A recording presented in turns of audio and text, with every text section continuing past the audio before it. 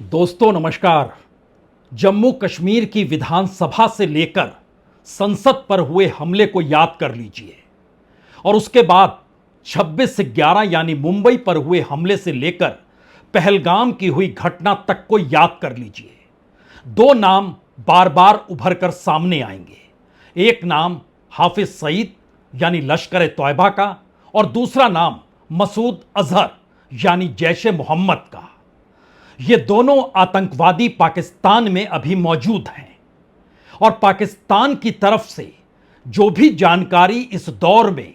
Operation सिंदूर के बाद दी गई उसमें एक शब्द या एक लाइन भी जिक्र आतंकवादियों का बिल्कुल नहीं है। अमेरिका ने जिस सीज फायर का ऐलान किया उस सीज फायर में आतंकवाद या पाकिस्तान की जमीन से जो आतंकवादी घटनाएं होती हैं उसका कहीं पर जिक्र बिल्कुल नहीं है। और जिस सीज फायर का ऐलान हुआ उसमें ना तो कोई समझौता है और ना ही कोई बंदिशें हैं, यानी सिर्फ और सिर्फ युद्ध रोकने की दिशा में एक ऐसे सीज फायर का ऐलान कर दिया गया जिसको लेकर भारत अपने लिए अपने सीमा पार से होने वाले आतंकवादी गतिविधियों को लेकर, पाकिस्तान के भीतर आतंकवादियों की मौजूदगी को लेकर जो सवाल बीते 30 सालों में उठाता रहा है वो सारे सवाल एक झटके में खत्म हो गए। तो क्या वाकई इस दौर में सीज फायर एक ऐसा समझौता है जिस पर किसी का भरोसा हो या ना हो, लेकिन सबसे ज्यादा तनाव की स्थिति इस दौर में बनी हुई है और इसीलिए भारतीय सेना अब अलर्ट मोड में है। अलर्ट मोड का मतलब बहुत साफ होता है, सीज फायर तो है लेकिन पता नहीं कौन सी कैसी घटनाएं हो जाए, क्योंकि कभी भी किसी भी समझौते के तहत अक्सर जिक्र इस बात का होता है कि आतंकवादियों को तो आपको सौंपना होगा। और दुनिया में आतंकवादियों को लेकर कई समझौते ऐसे हैं जिसमें सीज फायर या समझौते की दिशा में तभी कदम आगे बढ़े जब आतंकवादियों को जहां जहां उन्होंने आतंकवाद किया था उस देश के हवाले किया गया। लेकिन इस सीज फायर में ऐसा कोई समझौता बिल्कुल नहीं है। अगला बड़ा सवाल यह है, क्या वाकई भारत और भारत की सेना यानी सरकार और सेना खुद इस हकीकत से दूर नहीं है कि आतंकवादी घटनाएं और आतंकवाद को भारत के भीतर जिस तरीके से लश्कर तौयबा और जैश ए मोहम्मद यानी मसूद अजहर और हाफिज सईद लेकर आए, उनके हैंडलर्स हों या फिर उनके स्लीपर सेल्स हों, कोई घटना नहीं घटेगी। हालांकि भारत ने हर एक भी किसी आतंकवादी घटना को लेकर खुले तौर पर यह ऐलान तो कर दिया है कि अगर कोई भी एक्ट ऑफ टेरर होगा तो वह एक्ट ऑफ वार माना जाएगा, यानी युद्ध हम उसे मान लेंगे। यहीं से असल सवाल अब बड़ा होते चला जा रहा है,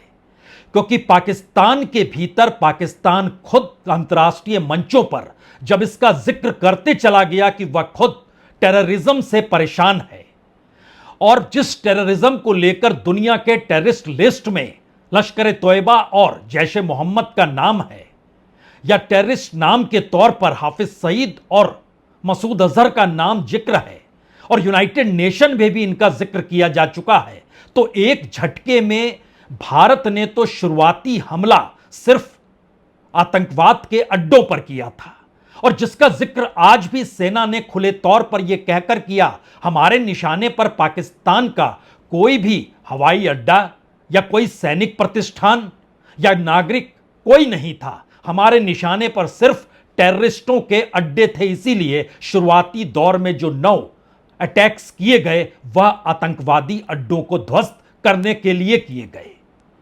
तो क्या ऐसी परिस्थिति बन सकती है जिसमें अब भारतीय सेना को भी लगने लगा या सरकार को भी यह महसूस हो रहा है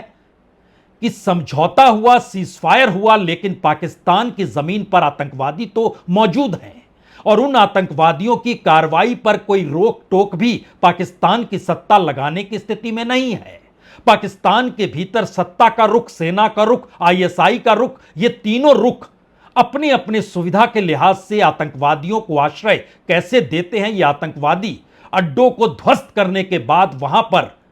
जो नजारा निकल कर आया दुनिया के सामने वह भी हर किसी ने देखा। उसमें सेना की मौजूदगी, आईएसआई की मौजूदगी, सब कुछ नजर आ रहा था। सवाल तीन सबसे बड़े हैं। क्या वाकई सीज फायर पर भरोसा डिगा हुआ है कि पाकिस्तान की तरफ से पता नहीं कब कौन सी किस रूप में कार्रवाई हो जाए? क्योंकि भारत ने कार्रवाई आतंकवाद को लेकर की, पाकिस्तान ने भारत के नागरिक ठिकानों पर निशाना बना दिया और उसका जवाब भारत को देना पड़ा। यानी अब सेना अलर्ट मोड में है। दूसरा सवाल, अमेरिका के जरिए कहीं पर भी आतंकवाद का जिक्र नहीं करना और कश्मीर का जिक्र करना और कश्मीर के अंतर्राष्ट्रीयकरण को लेकर पाकिस्तान लगातार प्रयास जो करता रहा है, क्या उसको लेकर एक बड़ी ढील अमेरिका ने दे दी और यह पाकिस्तान इसी बात से खुश है और वो लगातार अमेरिका को बधाई दे रहा है कि आपने समझौता करा दिया? और तीसरी परिस्थिति, सीज फायर तक पहुंचने से पहले क्या वाकई पाकिस्तान में कोई ऐसी बड़ी हरकत हो चली थी जिसके बाद अमेरिका को लगने लगा और अमेरिका ने सीधी पहल करते हुए पाकिस्तान के सेना प्रमुख को भी फोन लगाया, वहां के प्रधानमंत्री से भी बातचीत की और भारत भी बातचीत की और मैसेज बहुत साफ था कि तुरंत में आपको किसी भी हालत में इस ऑपरेशन को एस्केलेट नहीं होने देना है और अमेरिका को कहा गया आप युद्ध की दिशा में नहीं बढ़ेंगे। तमाम बातें को लेकर हमें लगता है आज एक एक बातों के जिक्र करने की जरूरत कहीं ज्यादा बड़ी है। आज सेना जब सामने आई और प्रेस ब्रीफिंग में जब उन्होंने बताया तो उसका नब्ज पॉइंट यही था, यानी ग्राउंड जीरो यही था। भारतीय सेना अलर्ट मोड में है,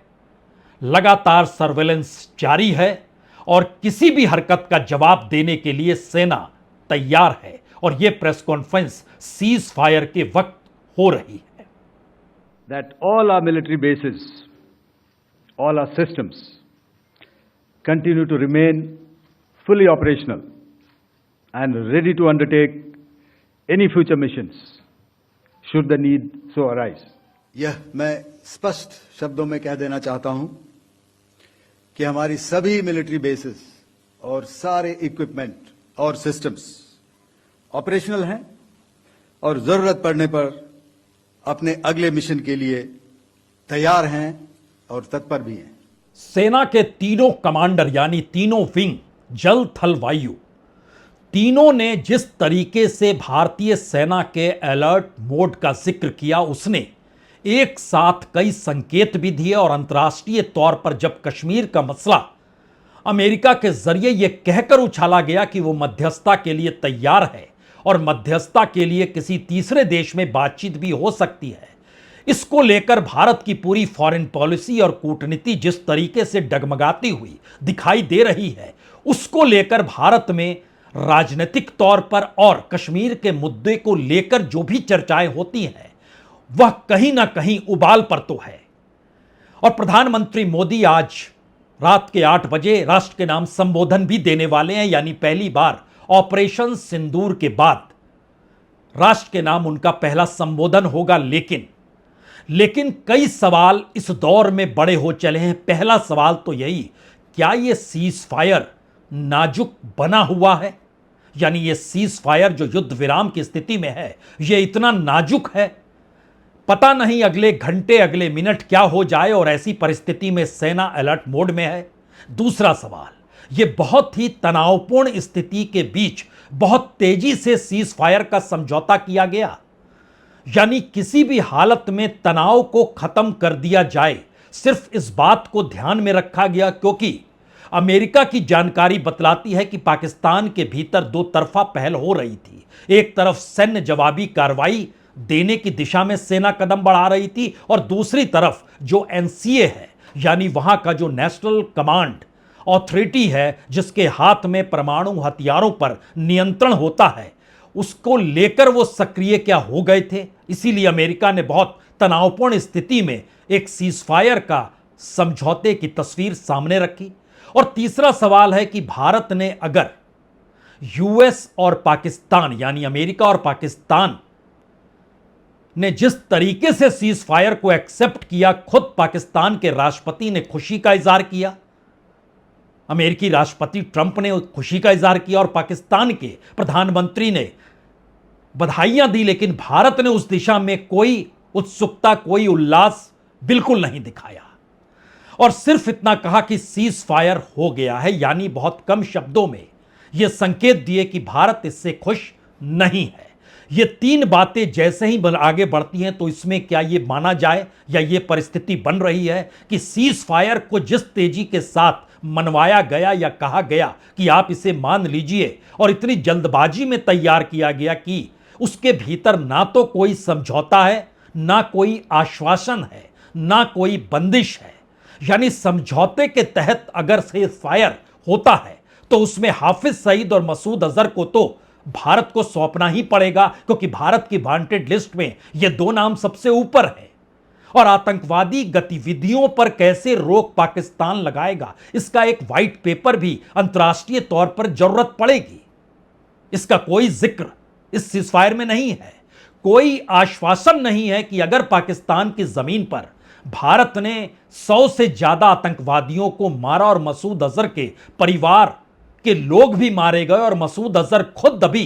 पाकिस्तान में है और वो कह भी रहा है और सुना भी जा रहा है और हाफिज सईद की भी मौजूदगी है पाकिस्तान की जमीन पर ही, तो फिर वही आतंकवाद की घटनाएं और उस तर्ज पर रोकेगा कौन? अगर पाकिस्तान की स्टेट पॉलिसी उनके साथ खड़ी है तो यह भी कहीं सीज फायर के समझौते में जिक्र नहीं किया गया। और तीसरा सवाल यह है कि क्या तनावपूर्ण माहौल को रोकने के लिए कहीं ज्यादा बड़ा तनावपूर्ण माहौल इस दौर में खड़ा कर दिया गया?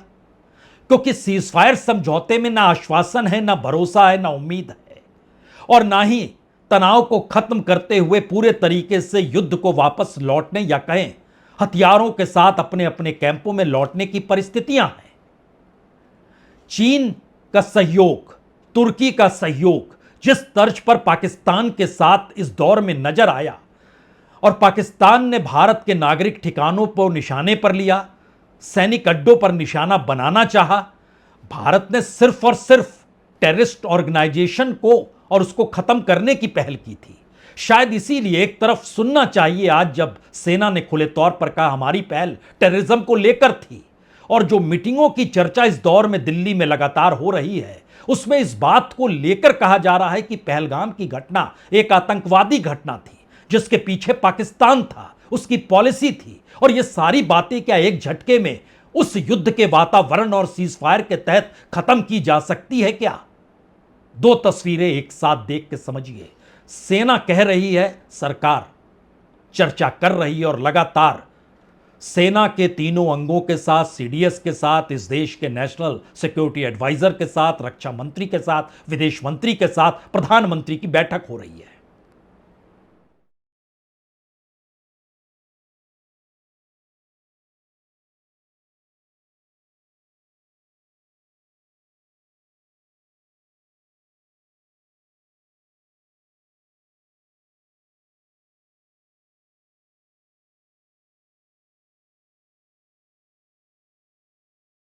Fight wars with terrorists and their support infrastructure and not with Pakistan military. However, it is a pity that the Pakistan military chose to intervene and bat for the terrorist, which compelled us to respond. सेना ने आज इसके खुले संकेत भी दिए कि हर युद्ध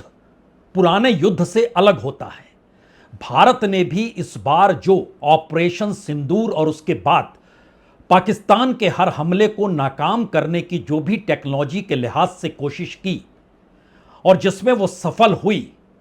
इससे पहले के युद्ध में इस तरीके की टेक्नोलॉजी का इस्तेमाल नहीं हुआ था।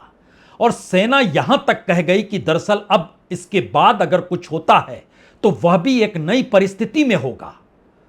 यानी एक मैसेज तो बहुत साफ है कि ऑपरेशन सिंदूर पहलगाम के बाद की एक घटना थी और अब की परिस्थिति सिंदूर के बाद पाकिस्तानी सेना के हमले और भारतीय सेना के संयम भरी सक्रियता और उसके बाद की नई परिस्थिति में जो अलर्ट मोड पर भारतीय सेना है वो शायद उन पुरानी परिस्थितियों से आगे निकल चुकी है। उसको यह समझ में आ चुका है कि अब दुनिया में भारत के साथ कोई तीसरा देश खड़े होने की स्थिति में नहीं है। अमेरिका ने सीज फायर जरूर किया, लेकिन रशिया उस तर्ज पे खड़ा नहीं होगा जो इससे पहले खड़ा होता था। इस दौर में तुर्की, अजरबैजान हो या फिर चीन हो या मिडिल ईस्ट की भूमिका हो या ईरान की भूमिका हो, ये तमाम भूमिकाओं को देखकर अब भारतीय सेना उस अलर्ट मोड में है। उसे पता है कि आने वाले वक्त की परिस्थिति किस दिशा में जा सकती है, और शायद इसीलिए यह बड़ी बात हो चली है कि भारतीय सेना इस वक्त अगर अलर्ट मोड में है और पाकिस्तान के भीतर ऑपरेशन सिंदूर और उसके बाद पाकिस्तान में जिस तरीके की राजनीतिक परिस्थितियों ने वहां पर अमेरिका को बधाई देकर कश्मीर को अंतर्राष्ट्रीय मुद्दा बनाए जाने पर हर्षोल्लास जाहिर किया है, वो कहीं ना कहीं भारत की अपनी कूटनीतिक हार तो है, लेकिन उस कूटनीति को संभालने का वक्त भी इसी दौर में और शायद अभी ही है। इसीलिए भारतीय सेना टेक्नोलॉजी के लिहाज से अब खुले तौर पर उस सर्वेलेंस का जिक्र भी कर रही है और आने वाले वक्त को खुद को लेकर सचेत करने की दिशा में भी खुले तौर पर बखान करते हुए यह कह भी रही है कि पाकिस्तान अगर अब इस स्थिति में लेकर आता है तो फिर उसको जवाब दिया जाएगा। लेकिन यहां पर दो महत्वपूर्ण सवाल कहीं ज्यादा बड़े हैं। सवाल यह है कि आतंकवाद की कोई भी हरकत जो लश्कर तोयबा और जैश ए मोहम्मद की मौजूदगी, जो भारत के भीतर जम्मू कश्मीर में आतंकवादी संगठनों की मौजूदगी में सबसे ज्यादा नजर आई, और भारतीय सेना ने वहां पर जो भी किया, जिस तरीके की कार्रवाई हुई है आतंकवादियों की धरपकड़ के लिए, पहचान के लिए, उनको शिकंजे में लेने के लिए, यह सारी परिस्थिति बतलाती है कि पाकिस्तान के निशाने पर जम्मू कश्मीर में बैठे हुए उनके अपने आतंकी संगठनों से जुड़े आतंकवादियों की तादाद ना सिर्फ मौजूद है बल्कि आने वाले वक्त में यह खतरा भी है। और सेना इसी रूप में सचेत है कि अगर अब सवाल पहलगाम के आगे ऑपरेशन सिंदूर का बिल्कुल नहीं होगा, अब सवाल पाकिस्तान की सेना और शायद उस युद्ध की दिशा में बढ़ने के कदम होंगे। इसीलिए अब वो सीमित दायरे से बाहर निकलकर नौसेना ने भी कहा तैयार तो हैं हम। Effectively using multiple sensors and inputs,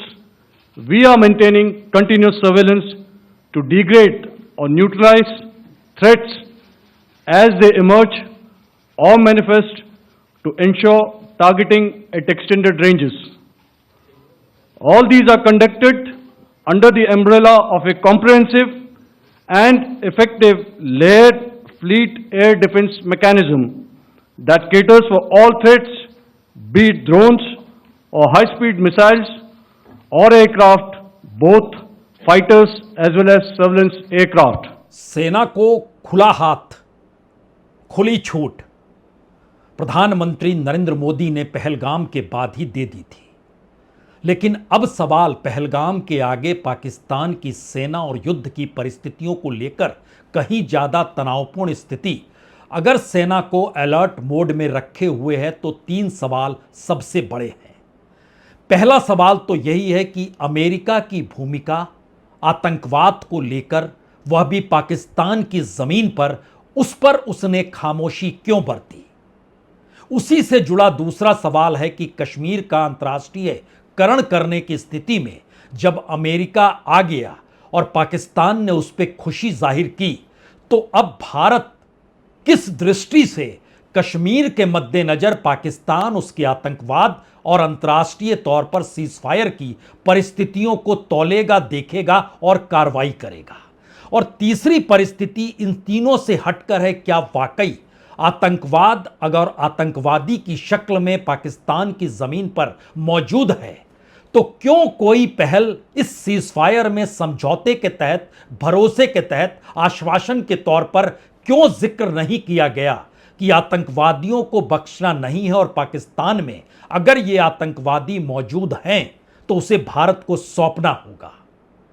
अन्यथा ये कार्रवाइयां चलती आएगी। और हमने आपसे शुरू में कहा था,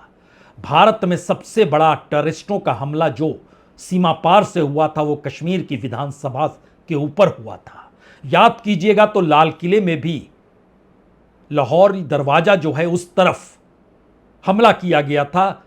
लश्कर तौयबा की तरफ से। याद कीजिएगा तो संसद पर हुआ हमला भी आपको याद आएगा। याद कीजिएगा तो 26 से 11 भी याद आएगा और उस पूरी कड़ी होते होते आप पहलगाम तक पहुंच जाएंगे। हर हमले के बाद खुले तौर पर लश्कर तौयबा और जैश ए मोहम्मद का नाम अगर आया